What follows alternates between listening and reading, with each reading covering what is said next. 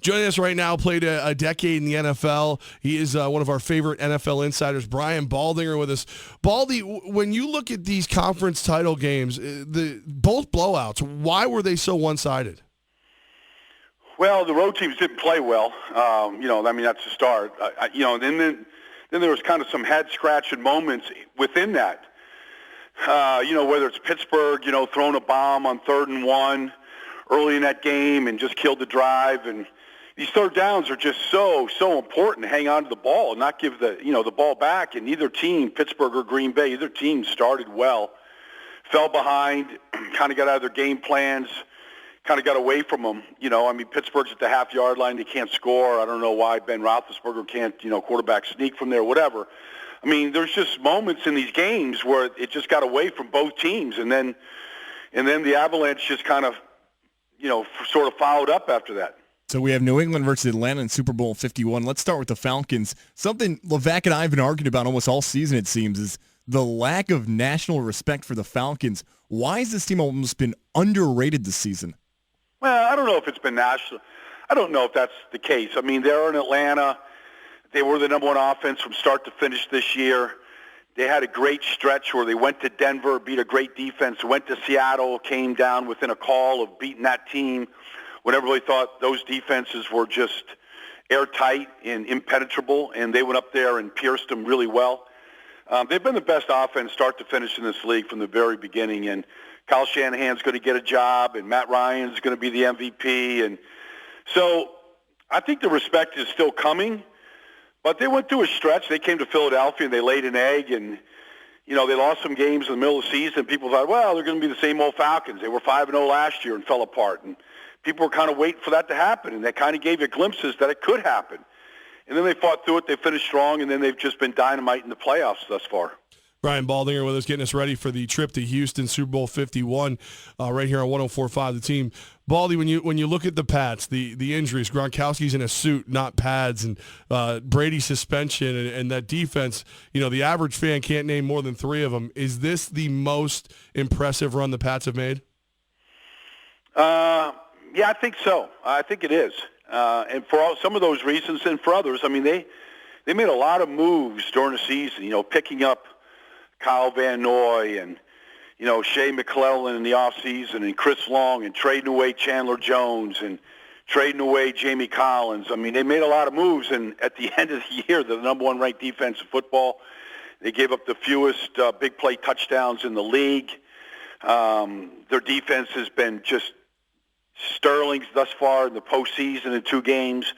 They're good. They're good, and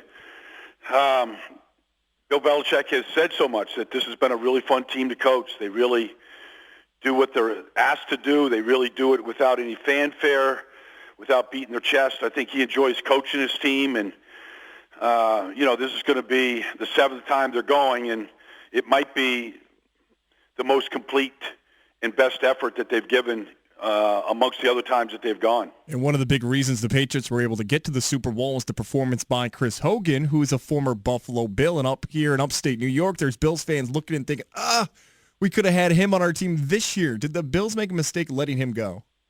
No, because they didn't use him the way New England's using him.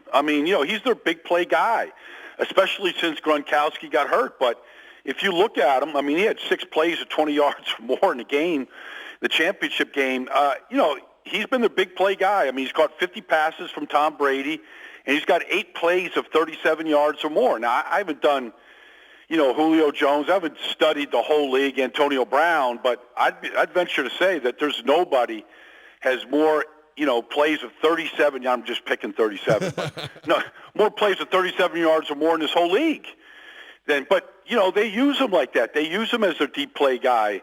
They use them on, the trick plays like they did, the throwback from Deion Lewis on Sunday. So, the Bills didn't use them like that. They had Sammy Watkins, and they had Marquise Goodwin, and they had, at one time T.J. Graham. They had these other guys that they like to throw the bomb to. They didn't use Chris Hogan like that. So the Patriots saw something.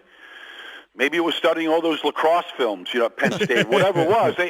They saw something. I'm sure that, Belichick is on that sideline seeing the whole thing. He saw him run by guys when Buffalo was playing New England, whatever. and they're using them in a totally different way than Buffalo. Staying in that AFC East, Baldy, we're the home for the Jets here at 104.5 The Team.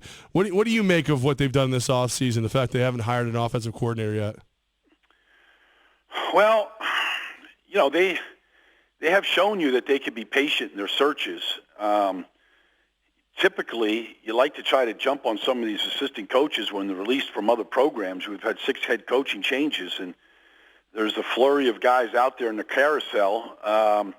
Maybe they want to spend time with some of these guys down at the Senior Bowl here in Mobile and really get to know some of these guys. I mean, they're kind of a head-scratching organization as it is, the way they do things, the way they have been doing things. Let's face it, they're all chasing the Patriots, and nobody's closing the gap.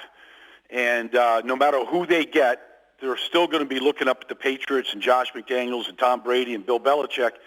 And so no matter what they do, they're still going to be chasing. That's just regardless of what they do. But it's kind of a head-scratcher that they've waited this long. Coming up tomorrow, we have the Pro Bowl skills competition, the Pro Bowl this weekend. Levack is fired up about the skills competition. Well, if you were out there as a player, would this be something you took pride in, trying to beat your fellow football players in these skill competitions? Dodgeball. If they got ping pong going on, like I'm in. Not beer pong, but they got ping pong, I'm in the competition. There's just if they want to curl, I'm ready to go curling with them. I don't know if they're going to be doing that down in Orlando, but I don't know. I've been saying for years. I remember I was on the field during the Pro Bowl last year, and I was with Jesse Sapolo, and I was like, they don't even tackle anymore at the Pro Bowl. Now, I understand, when you lose a tight end the way Tyler Eifert got hurt last year and other guys have gotten injured, it's not worth it.